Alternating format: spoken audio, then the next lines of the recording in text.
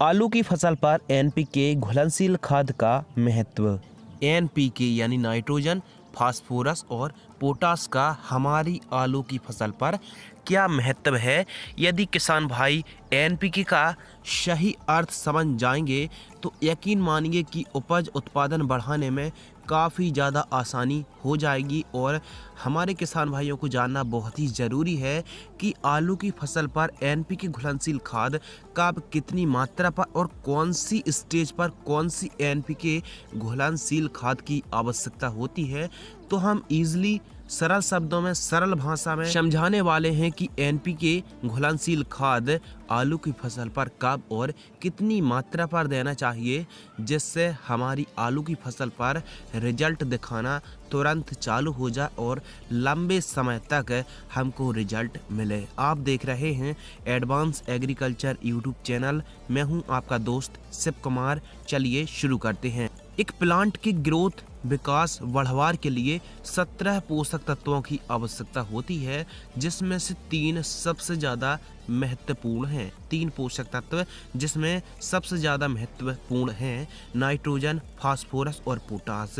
क्या होता है हमारे किसान भाई, बुआई के समय नाइट्रोजन, फास्फोरस, एनपीके 12-32-16 या फिर डीएपी, यूरिया, एसएसपी का प्रयोग करते हैं। यदि हमारे आलू की फसल में नाइट्रोजन, फास्फोरस, पोटास की कमी आ जाती है तो हम घुलनशील खाद के माध्यम से उसकी पूर्ति कर सकते हैं। एनपीके का फुल फॉर्म होता है नाइट्रोजन, फास्फोरस, पोटास। और आप जो इस वीडियो पर देख रहे हैं यह घुलनशील खाद होती है।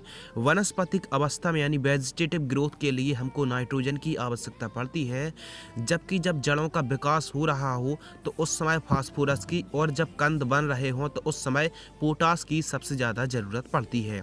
किसान भाइयों, नाइट्रोजन पत्ते को हरा करती है और फसल की वेजिटेटिव ग्रोथ में काफ़ी ज़्यादा महत्व और योगदान रहता है नाइट्रोजन का, जबकि फास्फोरस जड़ों को मजबूत करता है और नई जड़ों का विकास करता है, तनों को मजबूती प्रदान करता है। जबकि पोटेशियम का जो वर्क होता है कंद के आकार में वृद्धि करना, कंद के चमक को बढ़ाना और पौधे की सेहत को सुरक्षात्मक बनाए रखना पोटेशियम का प्रमुख वर्क होता है। किसान भाइयों, आलू की फसल जैसे ही 45 से 50 दिन के आसपास की होती है तो 19-19-19 घुलनशील खाद 500 ग्राम प्रति एकड़ की दर से स्प्रे करना चाहिए। जब आलू की फसल 60 से 65 दिन की होती है तो 052-34 घुलनशील खाद 700 ग्राम प्रति एकड़ की दर से 150 लीटर पानी में स्प्रे कर सकते हैं। या फिर आप जब आलू की फसल लगभग 80 से 85 दिन की होती है तो मुख्य स्टेज पर आप एनपीके घुलनशील खाद 0-050 या फिर 13-045 1 किलोग्राम प्रति एकड़ की दर से स्प्रे कर सकते हैं। हमारी आलू की फसल पर प्रमुख रूप से इन्हीं 3 एनपीके घुलनशील खाद का महत्व होता है। 19-19-19, 052-34, 13-045 या फिर 0-050।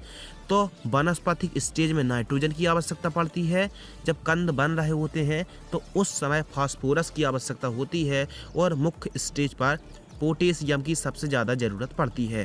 किसान भाइयों, जो घुलनशील खाद आती है यह मार्केट में सबसे सस्ती और आसानी से हमको स्प्रे करने के बाद बेहतरीन रिजल्ट मिलते हैं। तो याद रखना है, हमने घुलनशील खाद के बारे में बात करी है जो मुख्य रूप से आप स्प्रे कर सकते हैं। हमने आपको क्वांटिटी बता दी और हमने टाइमिंग भी आपको बता दिया, कब और कितनी मात्रा पर स्प्रे करना चाहिए इसकी जानकारी आपको प्राप्त हो गई। यदि आपको यह वीडियो पसंद आती है तो वीडियो को ज़रूर लाइक करें। धन्यवाद।